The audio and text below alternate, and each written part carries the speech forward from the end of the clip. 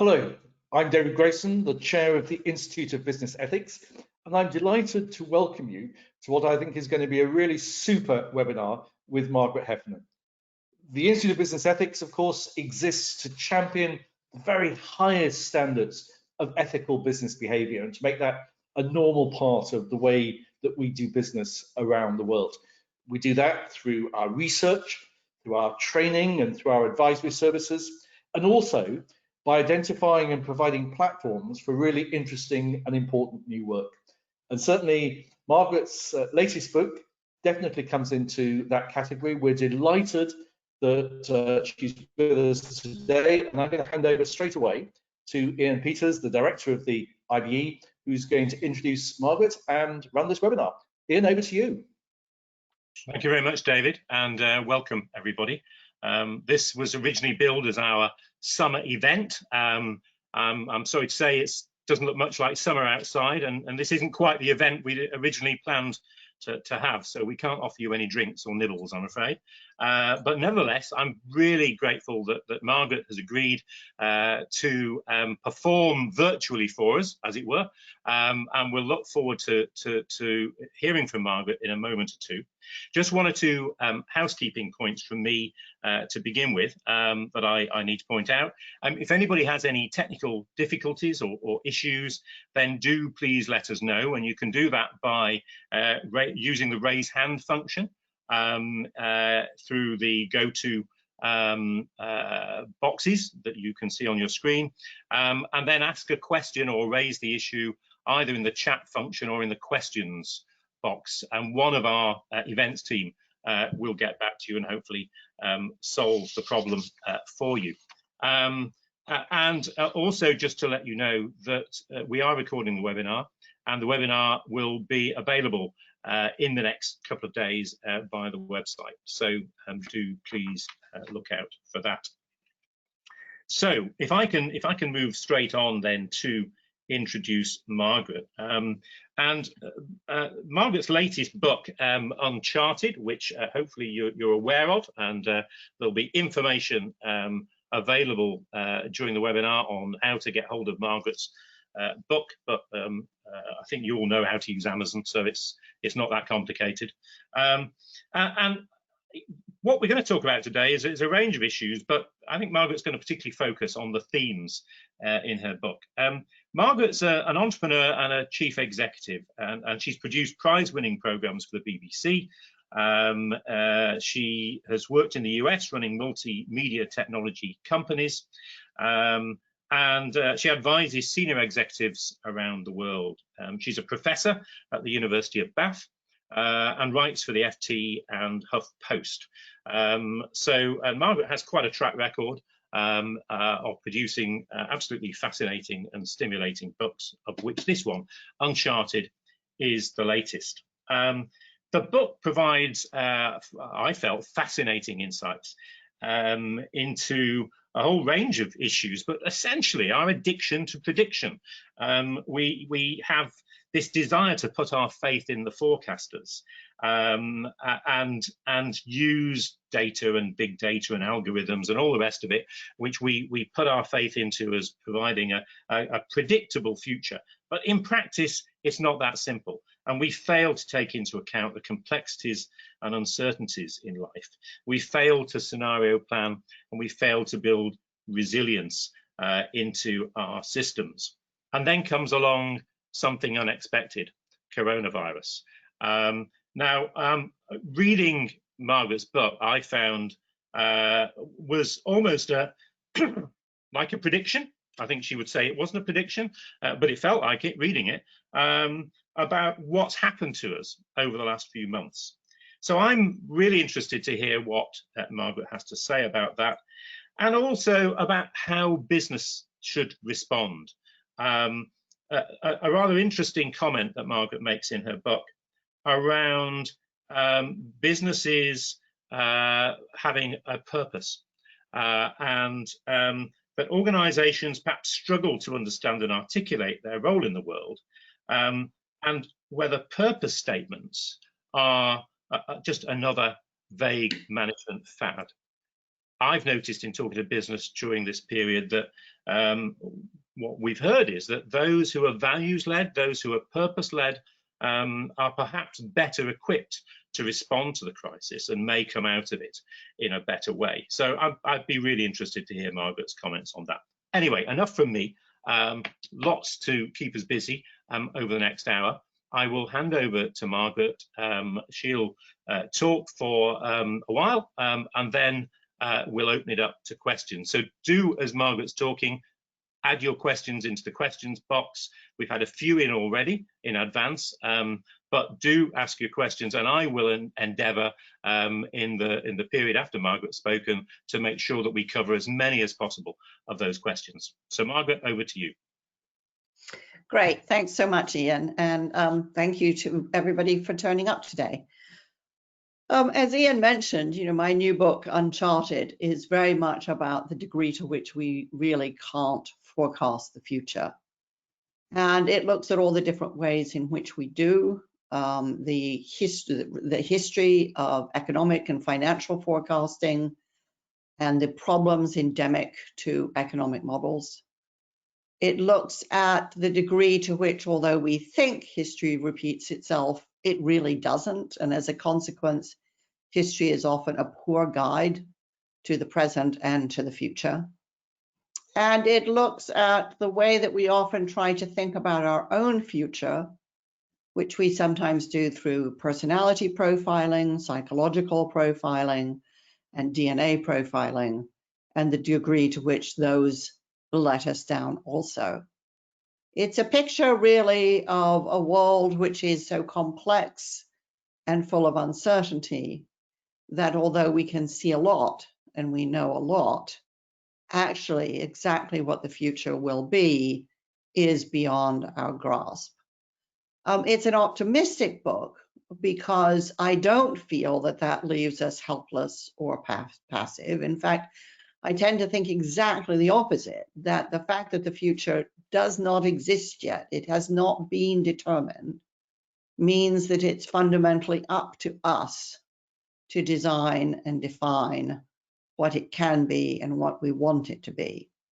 But as long as we lean on forecasters and predictions and necessarily disappointing models, we actually stop ourselves from seeing where that opportunity lies. Now, those of you who are at all familiar with my work probably know an earlier book that I wrote called Willful Blindness, which looked at how individuals and organizations manage not to see the threats that are clearly staring them in the face. And only after things have gone horribly wrong do people realize that actually they could have known and they should have known and they could have and should have done something prior to failure and catastrophe. The new book is kind of different. It's not wildly different in the questions that it asks, but it does accept that actually there are things we simply can't know. And among these, one of the things that I write about quite a lot in the book is epidemics. Now, I hasten to add, I did not write about epidemics in the first chapter and the last chapter and somewhere along the middle, because I could see an epidemic coming. When I say I don't believe in forecasting, I really don't believe in forecasting. And I definitely know that I am not among the super forecasters of the world. I wrote about epidemics because epidemics have a quality that I think is quite profound to understand when we think about the future.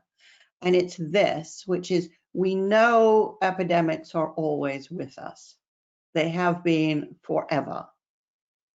But they are specifically ambiguous, which is to say every epidemic is different. There is no profile of an epidemic, which is one reason we can't spot them as early as we'd like. So we don't know, I mean, even after coronavirus, we know there will be future epidemics. We don't know what the disease will be. We cannot forecast where it will break out. And we don't know where it will break out. So, and this is always true. We don't know where, don't know when, don't know what. So that's a kind of perfect definition of uncertainty. We're certain it's going to happen, but we don't have enough information on which to act. So it leaves us with these very difficult questions about, in that case, what can we do? And clearly things like epidemics and climate change fit this model very well. But I would argue that there are other things that fit it too, which are to do with the changing nature of society. So, for example, we have known for at least 30 years, probably longer, that our organizations needed to become more diverse. And we've made some efforts to make them more diverse. And on the whole, I would say, we haven't been wildly successful. There are very, very few companies that have a proportionate representation of women at all levels. There are very, very few organizations of any kind that have an appropriate representation of multi-ethnicity at every level. And yet we've known that this is an issue. But what's so interesting is we didn't know when it would really start to bite. We couldn't possibly have forecast the outburst of indignation, rage, and pain connected with Me Too. We didn't know, couldn't forecast the murder of George Floyd or what the consequences of that horrible event would be. But we did kind of know that this was a subject on which we needed to make progress. And we could have known and should have known that we really hadn't. So what this means is, I think, that the things to which we're willfully blind, we can stay blind to because we can kind of ignore them and hope that they go away. And yet what I think we keep discovering is they don't really go away. They may retreat a little bit, but they don't really go away. And so whether you're dealing with climate change or epidemics or diversity, there's a huge challenge for the leaders of organizations to pay attention to the things that don't necessarily clamor for it.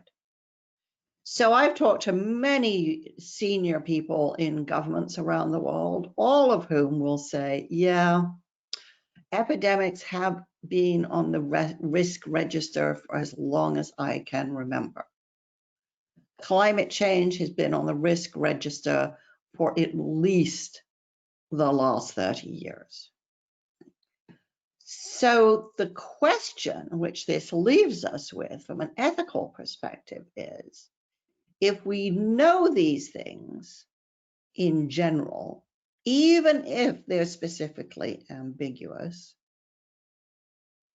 the question is, how do we grapple with them so that in retrospect, we don't look as though our decisions were made in an ethically vacuous way?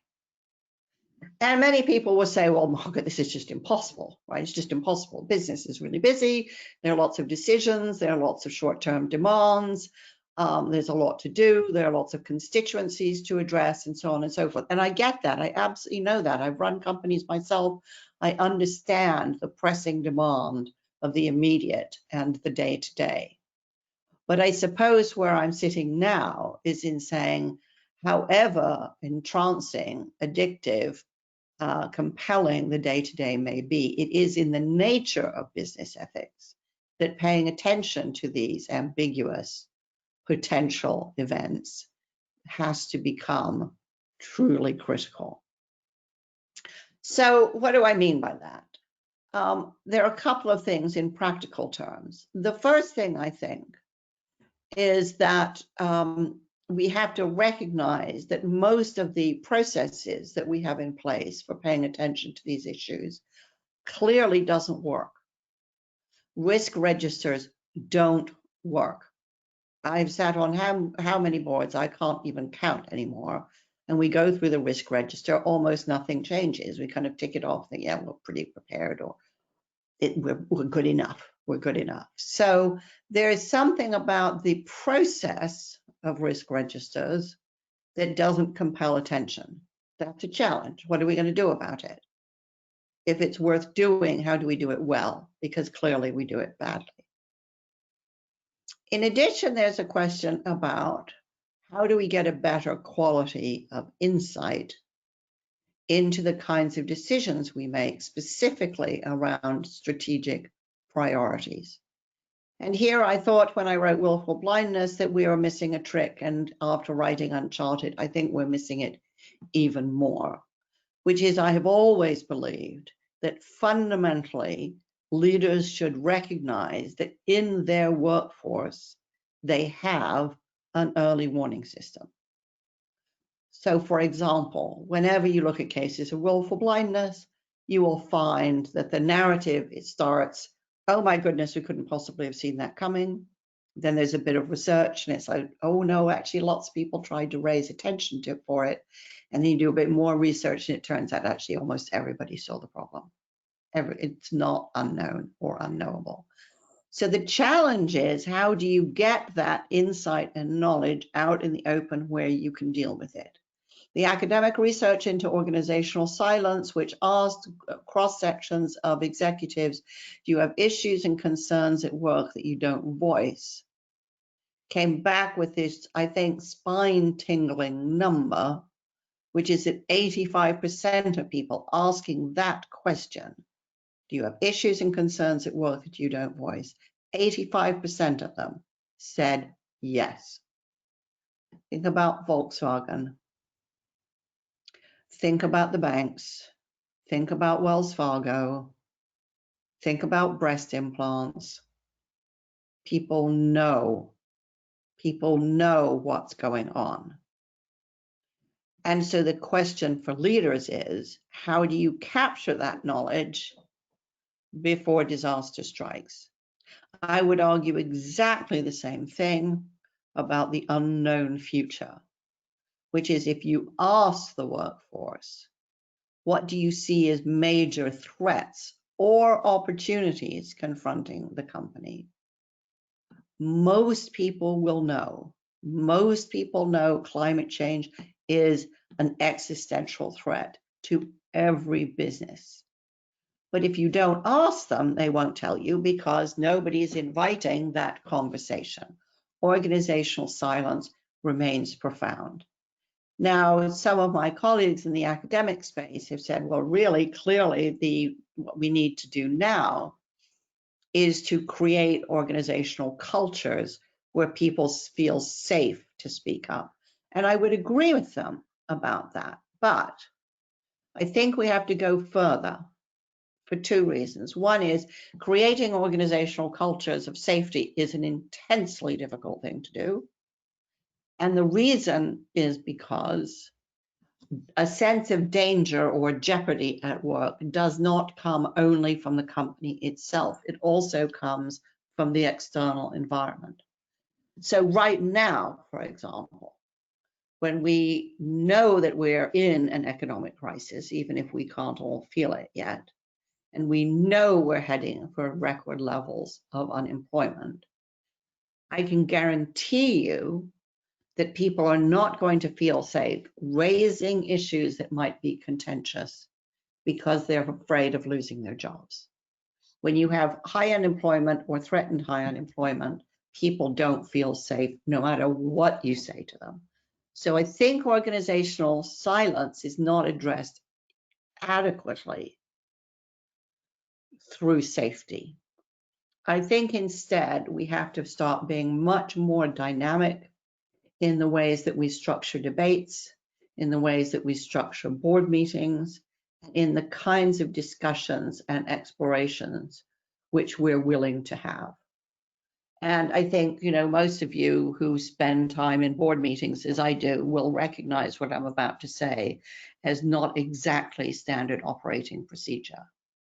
So I think when we start coming to things like, what are the big risks that this company or organization faces? or what are the big opportunities that we face, I think clearly what we've been doing is inadequate, and we need now very, very much more structured debate, and structured for contention. These should not be, they cannot possibly be, if they're being done well, cozy, comfortable, consensus-driven conversations. Now, with some of the organizations that I work with, I'll structure arguments like this by assigning roles to people. Whose job is it to say, to proffer suggestions? Whose job is it to bring new information? Whose job is it to start asking how much of this discussion needs to result in a decision? Maybe somebody else has to say, how would we feel about the decision we're moving towards if we read about it on the front page of a newspaper tomorrow? We need to have structured, designedly oppositional voices for two reasons. One is it's the best way of opening up the discussion. But the other thing is that when people are appointed to those roles, they understand that doing them well is their assignment. So other people don't take it personally that they're being very difficult or very argumentative. They don't become shy because they feel strident. They become strident because they know that that's their job in the moment.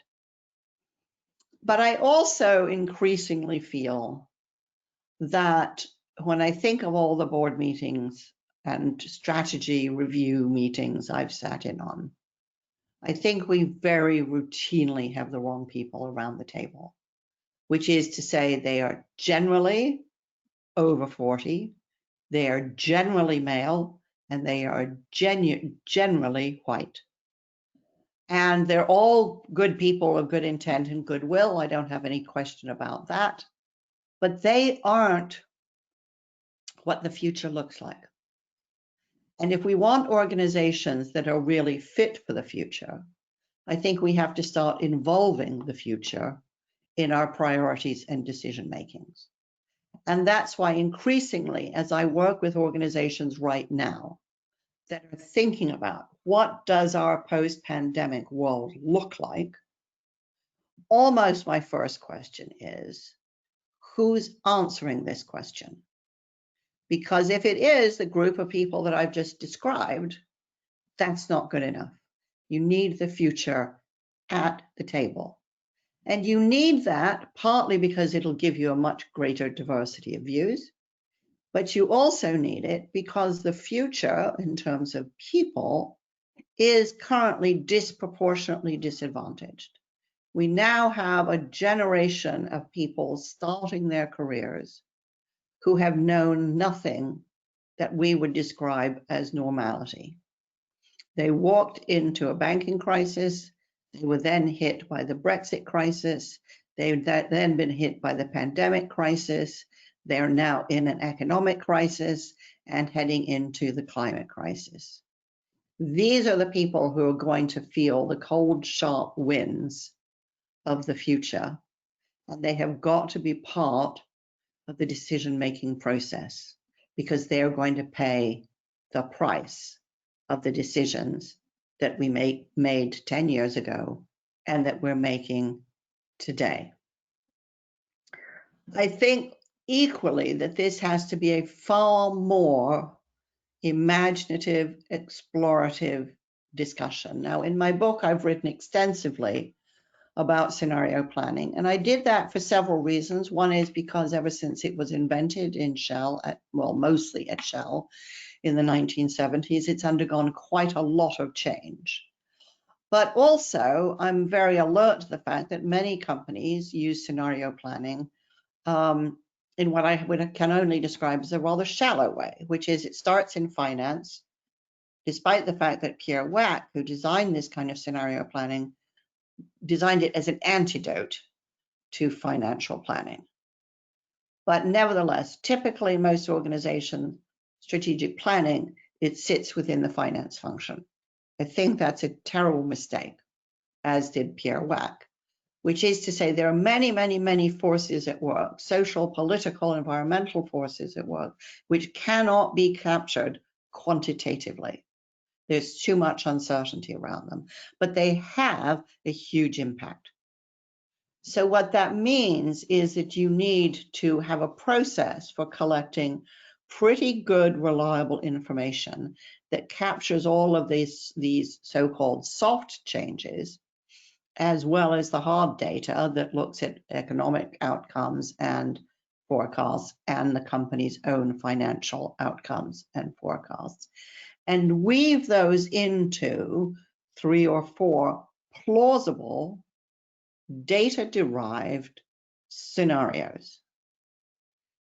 Then the question is not to pick one, which is usually what happens, and everybody picks the one in the middle that feels okay. That's not the point. The point is to look at these 3 or 4 scenarios. More than that can get a little unwieldy. And say, in each one, what would we do if this came true? And this is actually quite an interesting exercise because it challenges much freer, much more imaginative thinking. Now, it isn't the case that everybody can do this. I've done scenario planning exercises where some people were so horrified by some of the pictures being painted that they literally could not think. And I know many other executives who have had a similar experience. In general, younger people are better at doing it than older people. And it's also the case, curiously, I think, that people who do a lot of computer games tend to be much better at it, because in a computer game, in a way, every decision is a scenario, and the fun is thinking through it. So they approach this as a fun rather than a terrifying exercise. In any event, I think it calls for quite a wide cross-section of aptitudes, imagination, background, knowledge, expertise, and experience, for example. But the key point is to think through with each one of these scenarios, how would we prepare for these?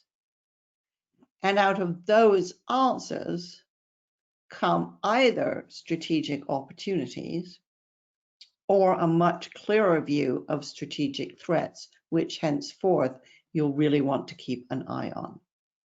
But it's a beautiful exercise in which to start to create prepared minds. Now, this sounds like a very difficult exercise, and it's not particularly simple or straightforward.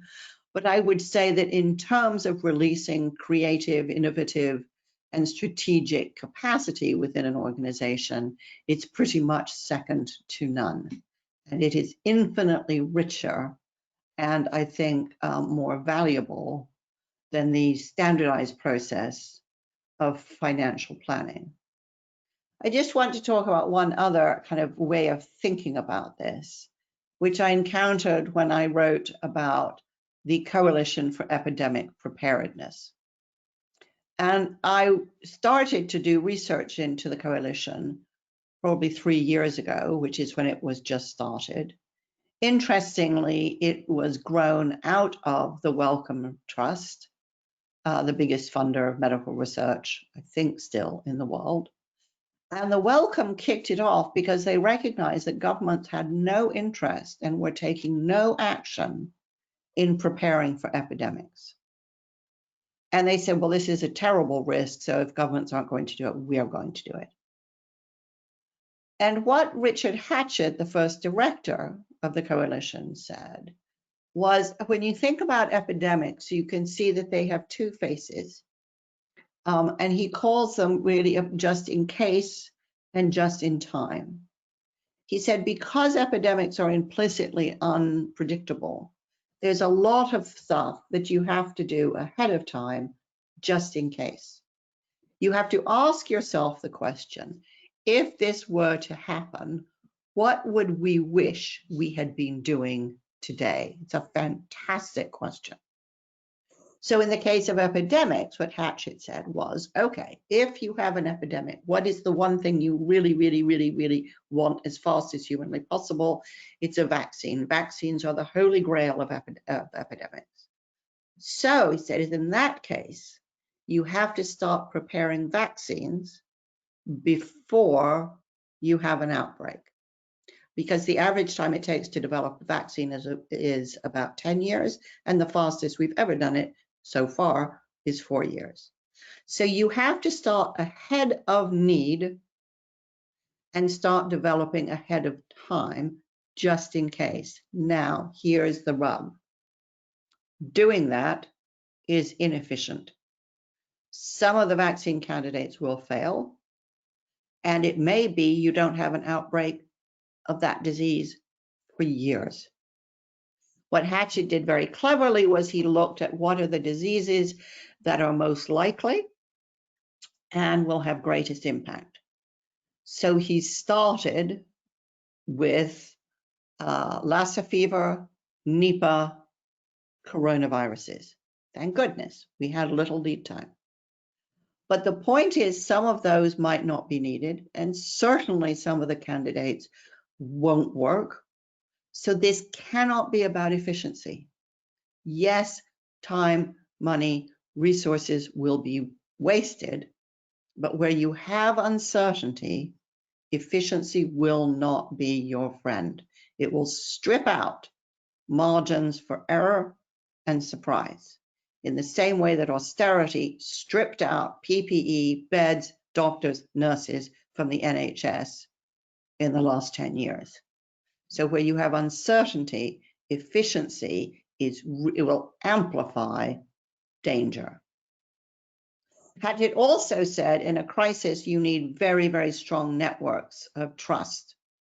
And so you have to start building those relationships ahead of needing them. Again, this could be wasteful, right? Time spent with people you may never need to call upon, but you don't have the confidence of forecasting to know what you need. So you need more of everything than you know for sure you'll want. But he also says there are some things where you know you're going to want maximal efficiency. And in this case, with epidemics, you want super efficiency when it comes to the manufacture and distribution of vaccines. That's just in time. That's where absolutely being efficient will help you. So what I think is so interesting about this is that in the past 100 years, or probably since the Industrial Revolution, we have managed organizations for efficiency. But now we're in a moment where uncertainty is so pervasive that we need to be able to think much more judiciously about what's efficient and what actually we need, where we need to be robust, where we need to build in, buy in resilience. Now, this becomes an ethical issue because what it means is that in some areas where there's uncertainty, we have to act before we need to. And that will always be deemed inefficient, which is why it'll tend to fall off the agenda.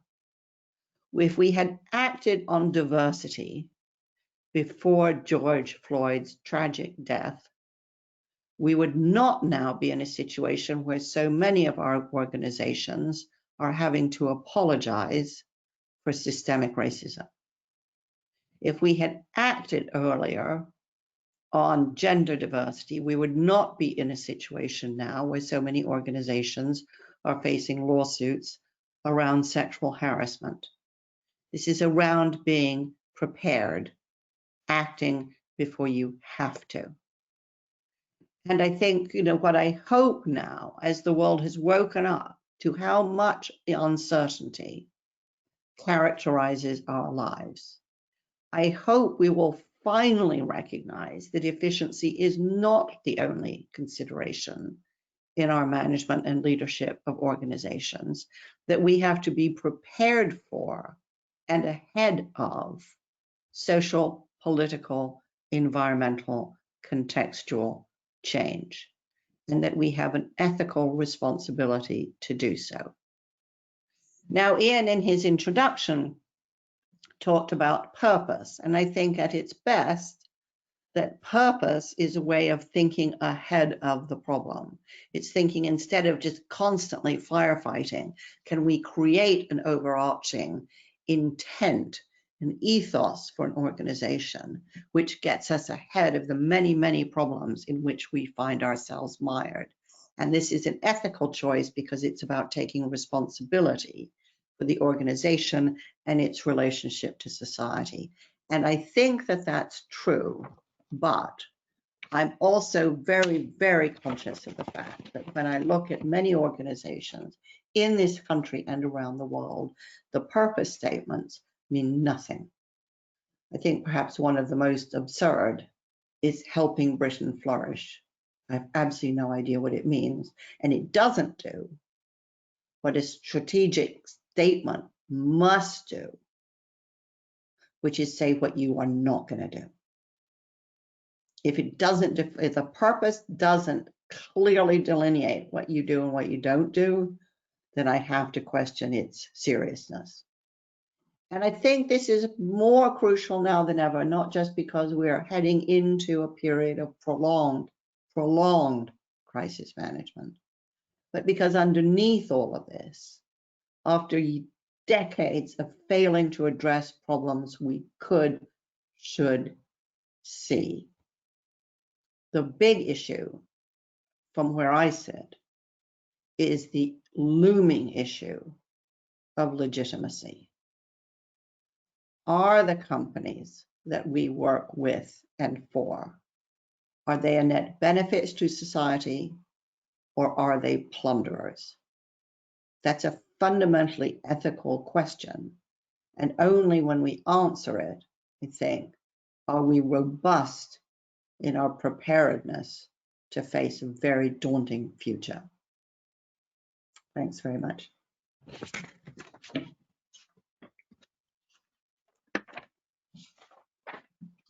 Margaret, thank you so much for that. Absolutely fascinating and so many issues raised.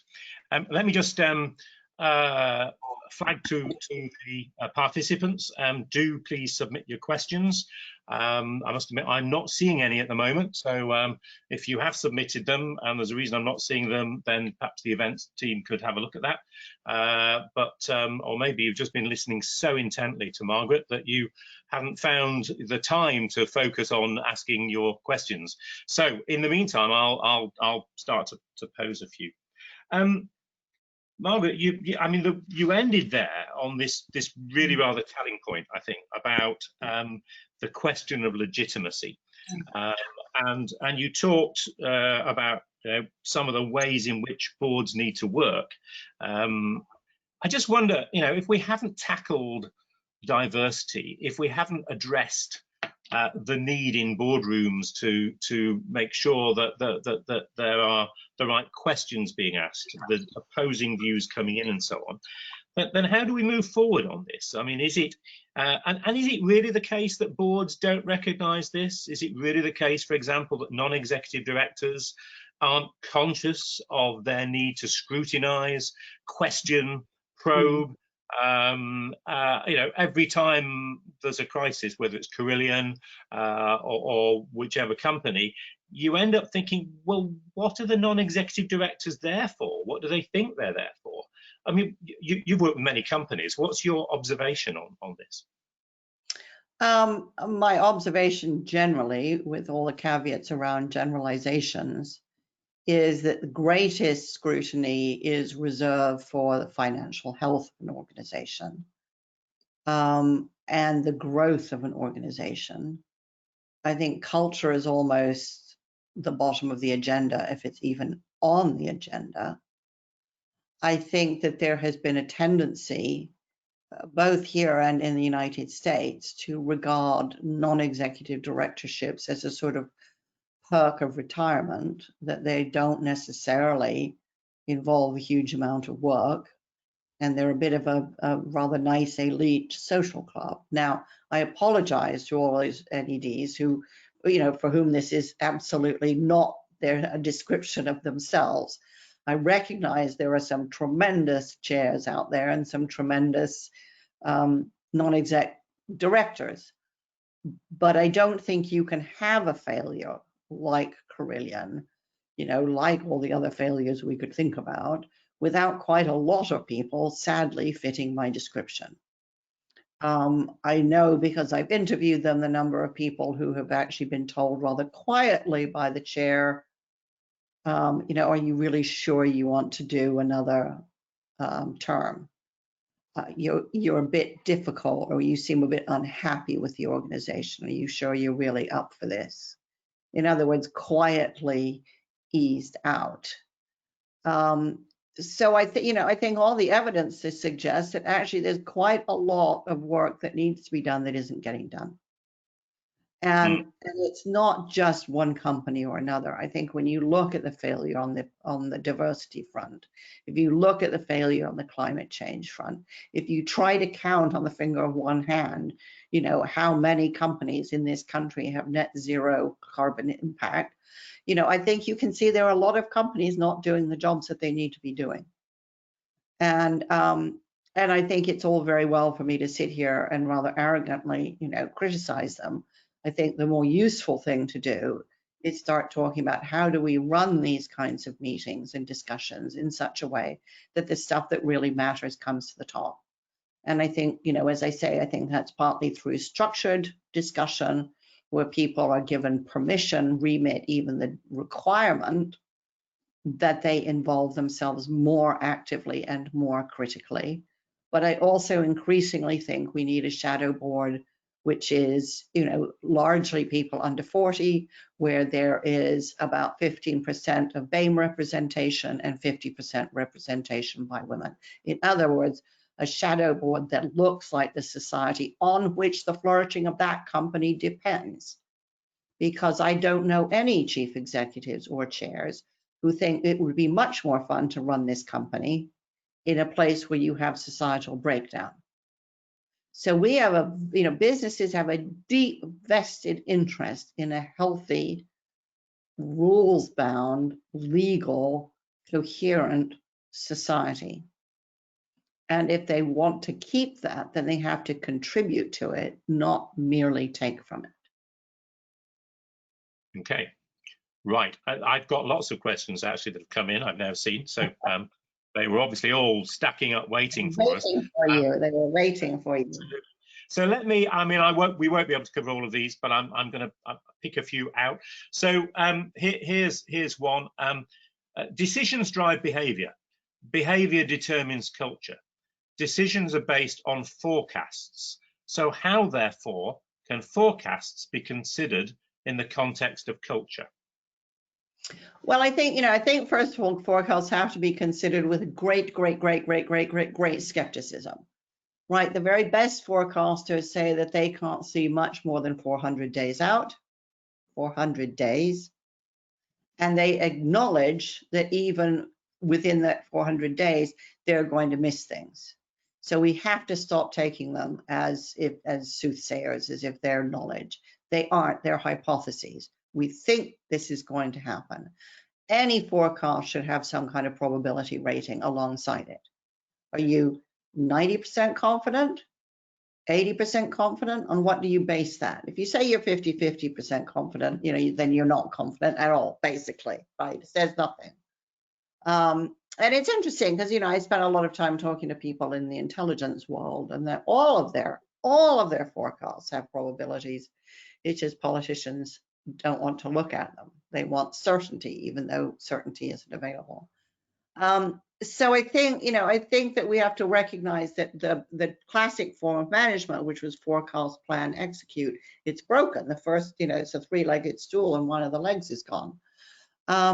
So I think what we have to start doing instead is say, okay, so with the forecast, roughly we think this is what things look like. Here are the really outstanding threats, which if they happened, would blow us out of the water. Here's how we're preparing for them.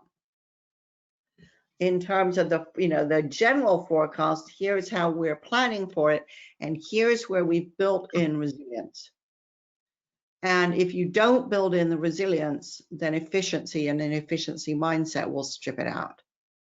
So where you see that there's a lot of just-in-time thinking, right, a lot of austerity, you have to say, okay, let's look at those things and say, if the forecasts were wrong, how much would these things hurt us? And in some cases, the answer might be not at all. But in other cases, it could be catastrophic. So you have to start doing a lot of what-if thinking and not just think, okay, we just have a kind of batch decision. You have to walk through what are the consequences of these decisions if they go right? What are the consequences if they go wrong? And I also think, and there's a lot in my book about this, that there are some fundamental sources of resilience in an organization.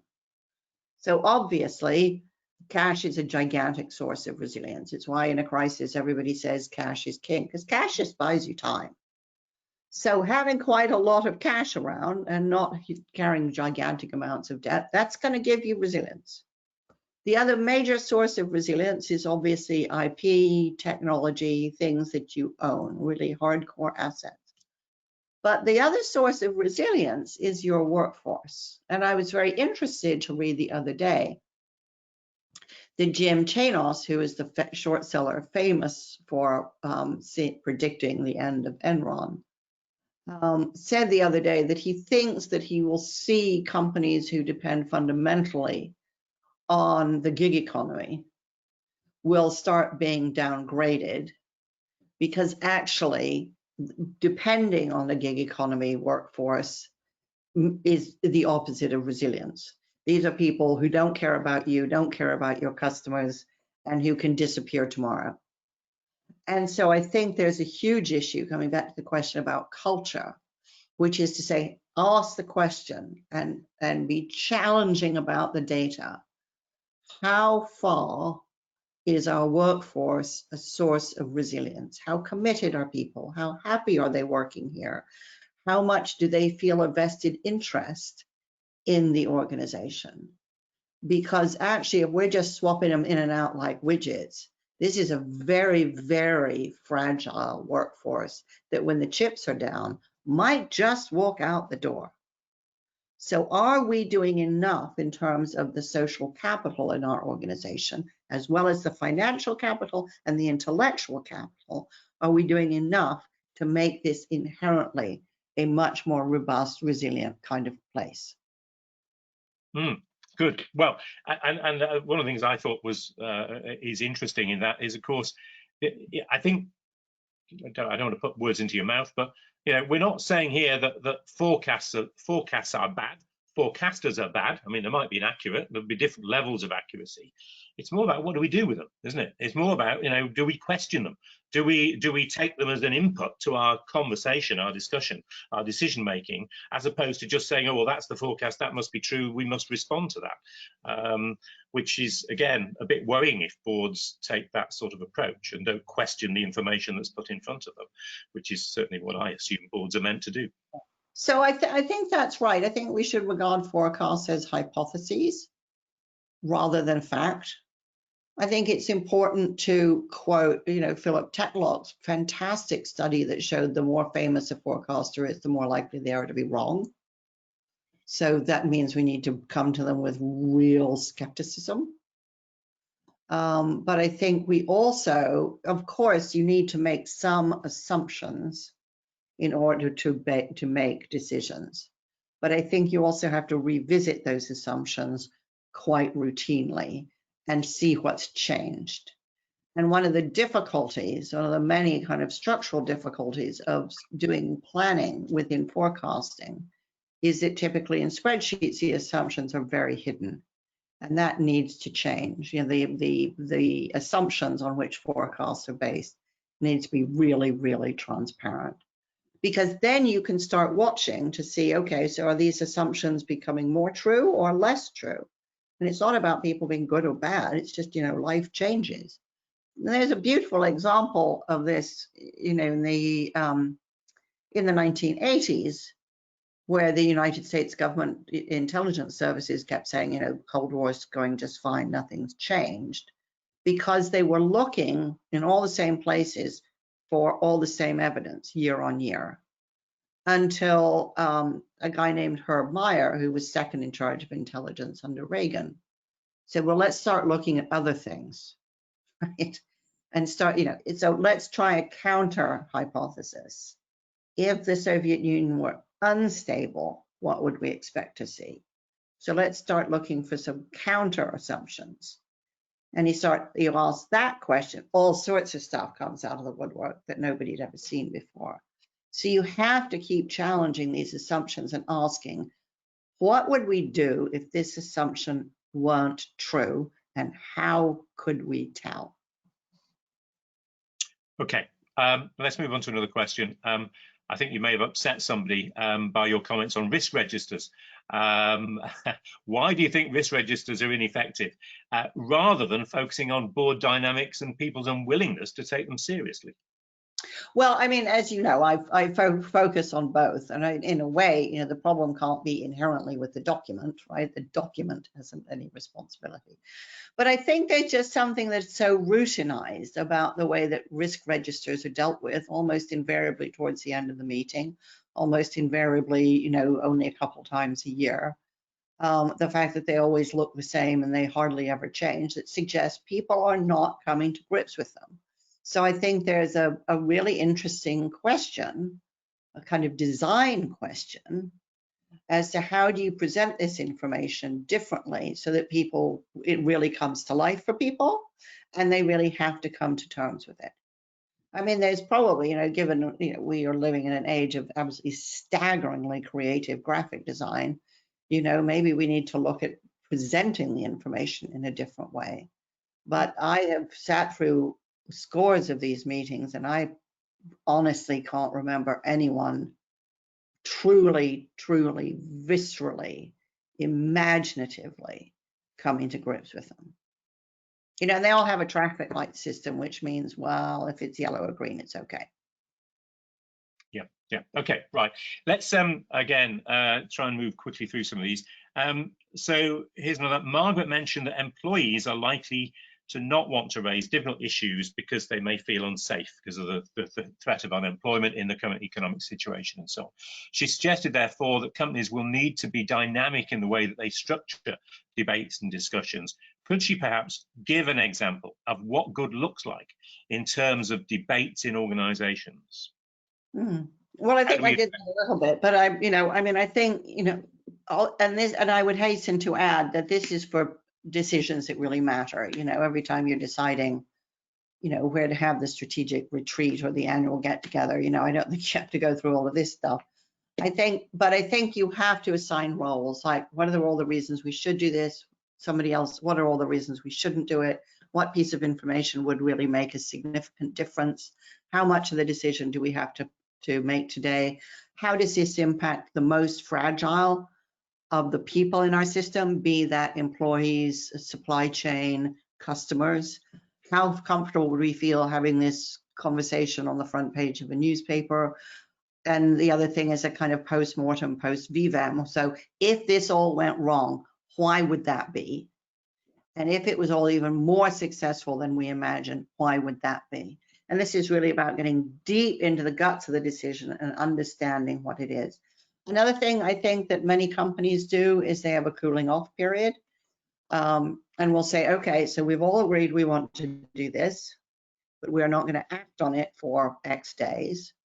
I know that at General Motors, I think it was Alfred Sloan used to say, my door is open for the next 3 days. Anything that occurs to you when you leave this meeting, that we didn't think about this, or what about that, walk through the door and tell me. And, and this really speaks to the fact that, I think all of us have been at meetings, been very involved, and we walk away and then we suddenly think, oh my God, what about? So you have to build in the time for some reflection. Okay. Another questioner has raised the issue of different cultures in different parts of the world, and he's really asking, well, where in countries, and the example is Japan, where the culture is very uniform, hierarchical, and male centered. how do you address that? If we're finding it difficult enough, we're having the conversation quite openly, but in some cultures, maybe it's even more difficult to even have the conversation. Maybe there's not a recognition that we need to have the conversation. Well, it's interesting. You know, I've gone around the world talking about willful blindness, which addresses this issue a lot. Every single country I've been to has said this is a particularly bad problem for us. Right? In Eastern Europe, they say it's the legacy of Stalin and obedience and conformity. In Singapore, they say it's about saving face. In America, they say, well, we're very conformist, look at McCarthyism and so on, and everybody just wants to get ahead, so they're all pleasers. I mean, every culture I've been to, people say it's particularly a problem with us. So I don't think there's a place, you know, where it's easy. I guess some places are harder than others. But I just think, you know, we've all got to confront the fact that we all tend to be obedient. We are social creatures, so we want to get along with people, so we'll be conformist in many respects vis-a-vis climate change, sexual harassment, inequality of pay. We have all been bystanders. We all fall into this trap. And I think rather than say, well, places over there, it's even worse, I think it's actually our responsibility to say, where is this in me? When I wrote Willful Blindness, I wrote about my own willful blindness because I felt very strongly that I'm not immune to this either. This is all of us. And we have to fix ourselves and the organizations in which we find ourselves. Okay, one very final one, I'm afraid, because we're rapidly running out of time. But I just thought this was quite interesting. You gave the example of a purpose statement, which was somewhat vague and useless, frankly. I think, again, putting words into your mouth. But the questioner asks, do you have any examples of a good purpose statement, an effective purpose statement, one that, you know, sort of highlights the sort of things we should have in a purpose statement?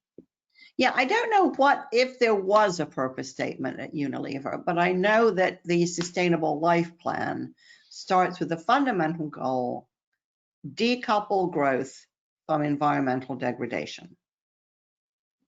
That's it. That's it. Now that tells you what not to do, right? Yeah. And it tells you what to do. Yeah. And I don't know if, you know, some comms people came along and buffed it up so it was a little bit more poetic, but it's succinct. Yeah. And maybe the key message is we'll have the conversation. That's a good starting point. But it's really lucid. Yeah, absolutely. Well, on that really lucid point, Margaret Heffernan, thank you so much. I've really enjoyed it. The hour has absolutely flown by, and I really am sorry to all the people who've asked lots of questions. I've tried to cover just a brief selection of them, but there's only so much we can do in an hour. So I don't know, Margaret, I think we may have to invite you back to answer the rest of the questions on another occasion. But I really appreciate your time today. Appreciate the participation of all the people who've logged in and submitted their questions. And certainly I'm going to look through them and see what we can pick up and how we might be able to respond. Just a couple of final points. I mentioned there'll be a recording of the webinar, which will be available in the next few days. There's also a link, I think, where in the chat function that tells you how to get hold of a copy of Margaret's book, and I can certainly strongly recommend that you read it. Absolutely fascinating stuff. One of those books you can't really put down. We have another event coming up, just to flag this, a little advert. On Wednesday, the 22nd of July at 12 noon, we have a webinar entitled Business Ethics in Action, Bringing Core Values to Life in a Time of Crisis. Given the points we've been discussing today, that I think might be particularly relevant. And lastly, we would like your feedback on the webinar, what you liked about it, what you didn't like about it, and what you'd like to see in the future in terms of topics or other ways of presenting. So any comments would be very, very welcome. Again, I think you'll either have access to a survey or will be receiving a survey, and you can put your comments in that way. So again, finally, Margaret, thank you very much. And thank you, everybody, and look forward to seeing you at our next virtual event. Thanks very much. Bye.